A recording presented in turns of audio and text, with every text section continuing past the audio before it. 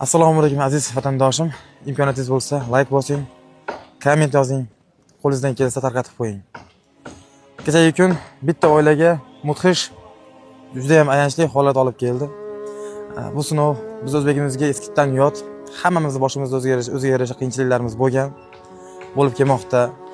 Musofirda yurganlar, shu yerda turib yetim qolganlar, qancha biz o'zbekimizning boshidagi muammolarni o'zimiz juda yaxshi bilamiz. Shunday holatda bir oilaga bir musibat keldi. Ya'ni butun boshli uylar yonib ketdi. Shunday holatda e'tiborsiz qoldirmagan holatda qo'lingizdan kelgani komment yozish, tarqatib qo'yish. Bundan ortinsangiz biz xursand bo'lamiz.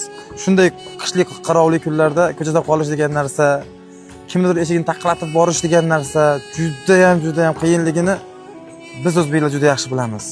Qiyinchilik qon-qonimizga singib ketgan. Shu sababli e'tiboringizni ayamasdan iloji boricha ko'proq odamga tarqating. Ehsoningiz bo'lsa 1000 so'm, bo'lmasa 2000 so'm. Ortmasangiz shu biz aytgan gap.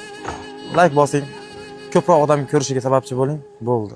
Mana ko'ryapsiz, qo'lidan kelgan insonlar hasharda.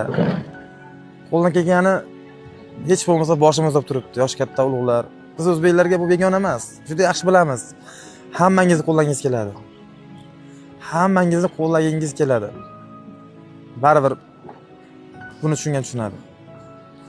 O'zbegim shunaqa kunda teskari qaramasdan qarang, qancha aholi moddiy bo'lmasa-da, hech bo'lmasa mehnat yo'nalishi bo'yicha yordam beryapti shu oilaga. Hammangizdan Allohning o'zi rozi bo'lsin. Qilgan insonlaringizni, yordamlaringizni, qo'llab-quvvatlaganingizni o'zlariga qabul qilsin. Hammangizga kattakon rahmat.